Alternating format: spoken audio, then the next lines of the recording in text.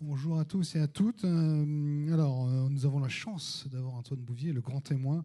La chance parce que Monsieur Bouvier a une longue carrière, une très longue carrière qu'il a menée comme PDG d'Astrium, PDG de MBDA, et aujourd'hui il est conseiller spécial de Guillaume Faury, le président exécutif d'Airbus. Il va nous aider à décrypter l'actualité.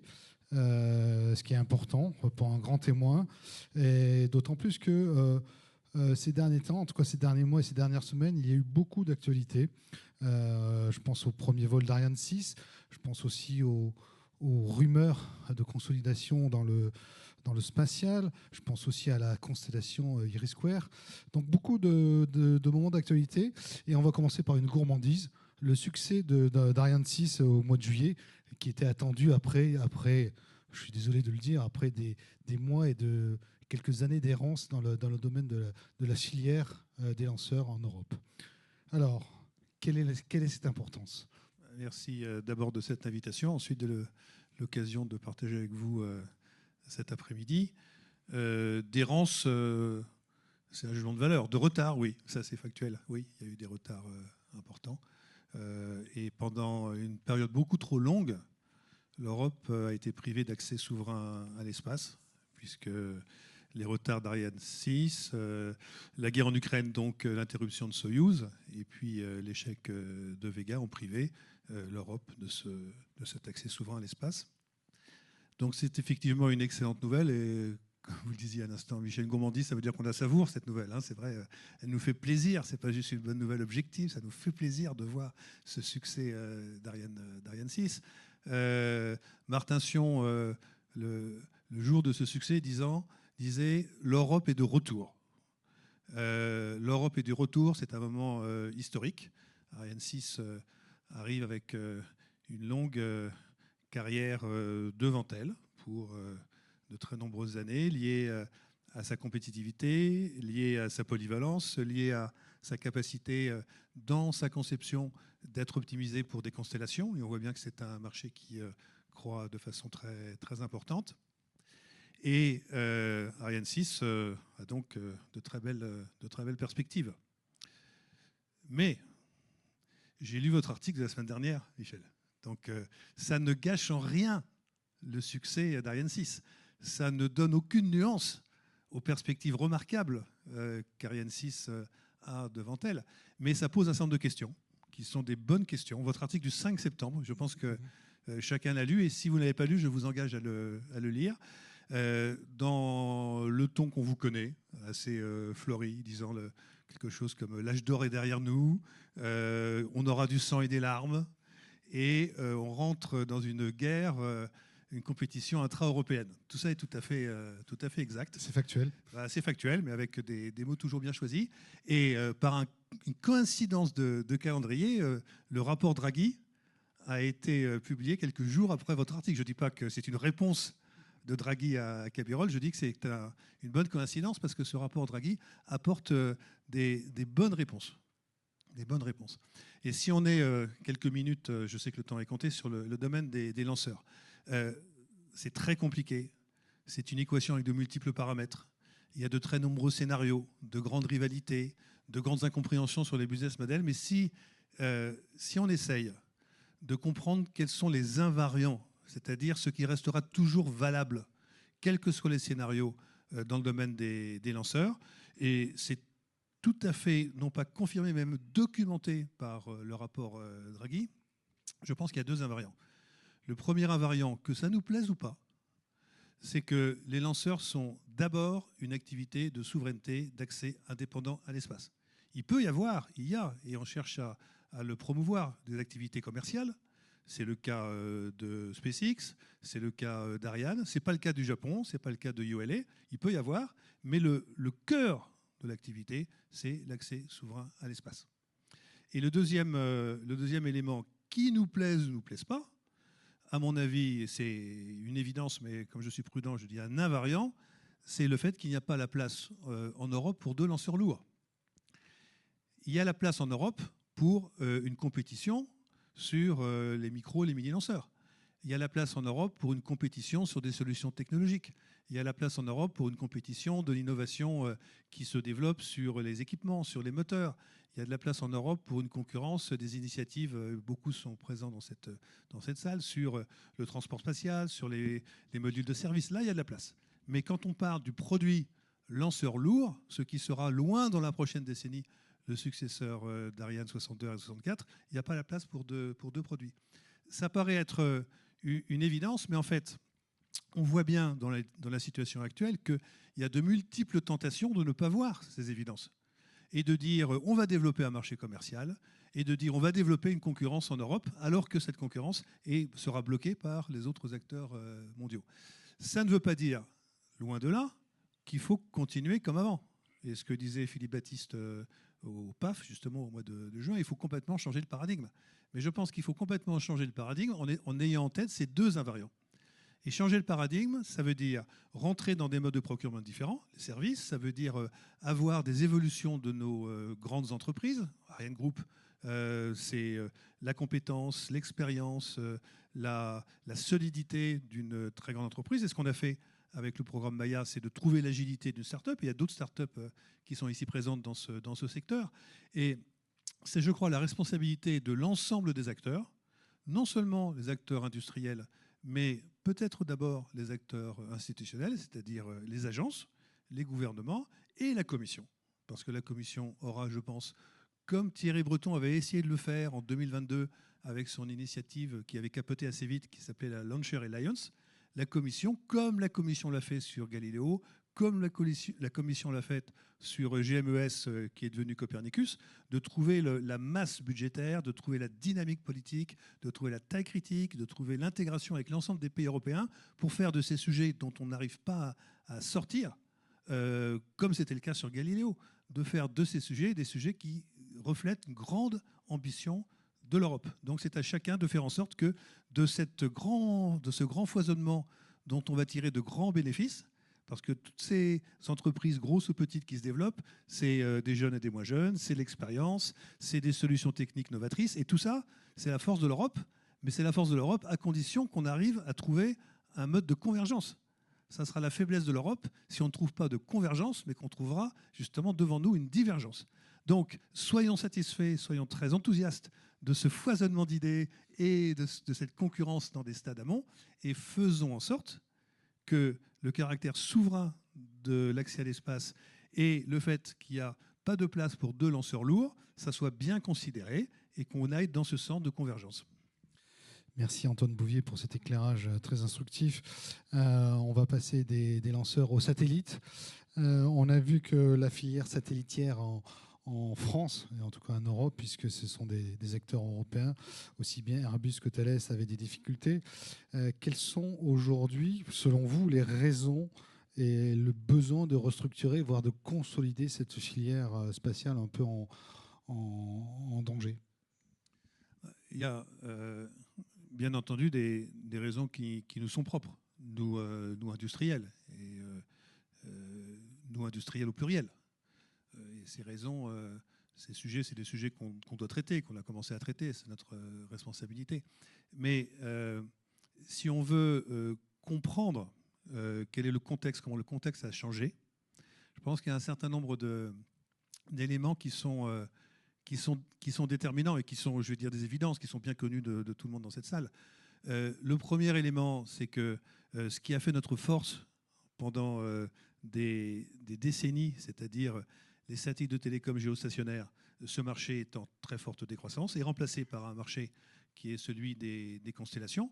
Quand je dis marché, le mot marché de projet, parce que ce marché, si on parle de marché avec un client commercial et un fournisseur, on est loin de là. En tout cas, des projets de constellation. Et donc ce mouvement dans le secteur des télécoms, et puis quelque chose qui est totalement disruptif, et encore une fois j'enfonce des portes ouvertes, c'est cette intégration verticale SpaceX entre les opérateurs, l'opérateur, le satellitier et le lanceur. Quelque chose que en Europe on n'a jamais réussi à faire, mais qu'on n'a jamais réussi à faire parce que là c'est sur un produit qui est le produit Starlink, et on était sur plusieurs produits en concurrence sur plusieurs produits. Donc Léo versus Géo, l'intégration verticale SpaceX et également le fait que ce qu'on a appelé la concurrence avec d'autres grands acteurs tourne de plus en plus. C'est pas nouveau, mais je pense que c'est une évolution marquante. Tourne de plus en plus à la confrontation. Quand on est en concurrence, il y a un certain nombre de lois, de règles, de bon sens, de mesures, de compréhension du marché qui s'appliquent. Quand on est en confrontation, comme c'est le cas entre les États-Unis et la Chine, la logique est une logique de confrontation. Et cette logique de confrontation est une logique qui n'est pas la nôtre, nous, Européens. On n'est pas dans une logique de confrontation. Quand on parle lanceur, on dit accès à l'espace, accès autonome à l'espace. Quand on parle satellite, les programmes Copernicus, Earthcare, qui portent bien son nom, qu'est-ce qu'on dit? On dit notre objectif, c'est la Terre. De l'espace, c'est la Terre. Et ce n'est pas un objectif de domination, de confrontation, c'est un objectif de contribution à des enjeux qui sont des enjeux de l'ensemble de la planète. Donc d'une certaine façon, on le voit sur l'exploration, la difficile discussion qu'on a entre Européens à la conférence de Séville et avec l'ESA sur l'exploration. Qu'est-ce qu'on veut faire? Est-ce que l'exploration, c'est en fait un moyen pour les États-Unis et pour la Chine de développer des puissances, des capacités militaires sans le dire? Est-ce que c'est un moyen de développer à fond perdu de la techno? Probablement. Mais nous, Européens, on n'est pas dans cette logique. Donc, les besoins de restructurer sont liés, à mon avis, à ces trois grands éléments. Premièrement, Géoléo. Deuxièmement, l'intégration Starlink SpaceX. Et enfin, une logique de confrontation où on est perdu parce que ce n'est pas notre enjeu, notre philosophie, nous Européens. Donc, une fois qu'on a dit ça, qu'est-ce qu'on fait? Je pense que la question a été posée, des réponses ont été faites, réponses prudentes, forcément, parce que sur ce type de sujet, à la fois l'action doit être prudente et la communication doit être peut-être plus prudente encore que l'action. Donc, si j'écoute mon CEO, Guillaume Faury, et si j'écoute aussi ce que dit Thalès et ce que dit Leonardo, ils disent oui, on a des difficultés. Et ces difficultés, il faut qu'on les traite à travers tout un ensemble d'options stratégiques qui sont les actions de restructuration interne, des revues de portefeuille, c'est-à-dire se spécialiser sur ce qu'on sait faire bien, là où il y a moins de risques peut-être, tout en gardant un effort sur le futur, des questions de coopération, parce que la taille critique peut être atteinte par plusieurs options, dont la coopération, et puis également potentiellement des actions de consolidation de M&A, que ces actions, ces différentes options sont sur la table et que probablement, ça sera un mix de certaines d'entre elles. Alors, j'ai une question de journaliste, hein, je sors de mon rôle d'animateur. Vous me connaissez, on se connaît depuis, je crois, à peu près plus de 20 ans. Alors, moi, j'ai envie de savoir aujourd'hui où en est IRIS². C'est pas seulement une question de journaliste, c'est une question qu'on se pose nous, c'est une question de l'industrie. Alors, je veux rompre avec ce que je sens, peut-être à tort, comme une sorte de sentiment négatif de fatalisme, disant on n'y arrivera pas, c'est trop compliqué, ça fait des mois qu'on tourne en rond. Je pense que ce n'est pas le cas. Donc, je voudrais introduire un certain sentiment, si ce n'est d'optimisme, en tout cas de volontarisme sur le sujet. C'est pas de la méthode Coué.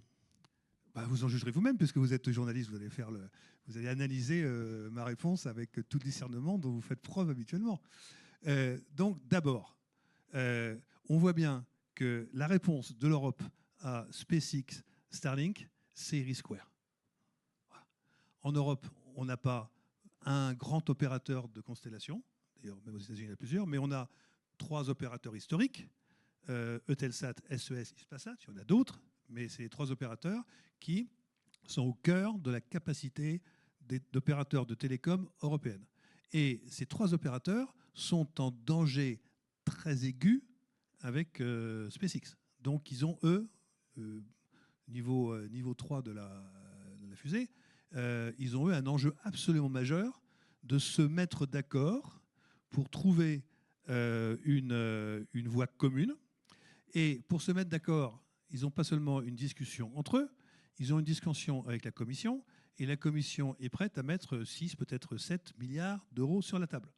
Donc, quand 3 acteurs ont un objectif stratégique, MEO pour SES, Léo pour Eutelsat, un mélange des deux, une couverture spéciale géographique Amérique latine pour Hispasat, quand ces 3 acteurs ont une obligation de se mettre d'accord pour continuer à croître, 6 milliards sur la table, 6 ou 7 milliards sur la table, et une assez bonne spécialisation de leurs intérêts respectifs dans Irisquare, je dis qu'il y a matière à trouver un accord. Alors, vous allez me dire, pourquoi est-ce qu'on ne s'est pas mis d'accord quand on était tous les 5, sachant que cet intérêt des opérateurs, c'est aussi l'intérêt des satellitiers, et pas seulement d'ailleurs Airbus et TAS, il y avait d'autres satellitiers, y compris des activités sur le segment sol qui étaient dans ce consortium, et puis ensuite, évidemment, d'Ariane, parce que Irisquare devra apporter à Ariane 6, tout un ensemble de lancements institutionnels. Donc déjà, je pense que c'est important de comprendre qu'il y a une motivation extrêmement élevée des opérateurs, des satellitiers et d'Ariane sur le sujet. Pourquoi est-ce qu'on ne s'est pas mis d'accord à 5 ? J'étais impliqué dans ces discussions, donc j'en parle presque de l'intérieur. On ne s'est pas mis d'accord à 5, mais on a fait un bon boulot à 5. C'est-à-dire que quand on était tous les 5 dans le consortium, on a pu, avec des difficultés, en cachant un peu sa copie, certes, mais on a pu tous les 5 travailler en plateau sur les éléments financiers, sur la configuration, sur l'architecture, et on a trouvé le moyen, entre début 2024 et mi-2024, d'améliorer de façon très significative, sans arriver à l'objectif pour autant, mais d'améliorer de façon très significative la proposition, tout en trouvant une architecture, Léo-MEO, correspondant aux objectifs de SES, d'Eutelsat et d'Hispasat. Donc on avait une très bonne discussion sur l'architecture. Ensuite, quand il a fallu faire une proposition à 5, là, on a eu un problème. Parce que dans ce consortium, il y en a 3 qui sont opérateurs, qui connaissent le boulot, qui font le boulot d'opérateur. Il y en a 2 qui sont satellitiers, qui connaissent et qui font le boulot de satellitiers. Et en fait, c'est des activités très différentes. Quand on dit à un opérateur, dans un consortium, vous allez prendre certains risques, certaines activités du satellitier, il ne sait pas de quoi il parle. Et quand on dit à un satellitier, vous allez prendre des activités d'un opérateur et du risque, c'est très difficile de les contractualiser. Donc ça a été l'obstacle. Et plutôt que de se retirer, on est devenu Thales et Airbus Core Team Partner. Et Core Team, ça veut dire qu'on est toujours dans le Core Team, mais qu'on n'est pas Prime au premier niveau. Donc là, on se retrouve dans la situation où, grâce au travail qu'on a fait à 5, on a une copie qui n'est pas parfaite, qui est même peut-être assez loin, mais qui est quand même très robuste. Et on a une organisation où chacun fait son boulot. Les opérateurs, ils vont répondre à la commission, ils ont 6 milliards sur la table, ça serait bien le diable qu'ils ne se mettent pas d'accord. Ensuite, les opérateurs, une fois qu'ils sont mis d'accord sur la proposition de la commission, ils vont voir les satellitiers et ils vont faire des appels d'offres. Et nous, en bon industriel, on va répondre en faisant nos meilleures offres. Donc je pense que, contrairement aux idées qui circulent, je pense que ce programme est bien parti. Bon, merci beaucoup pour ces éclairages successifs, Monsieur Bouvier. Je vous demande de l'applaudir. Et nous passons à une nouvelle table ronde. Merci à tous les deux. Merci beaucoup.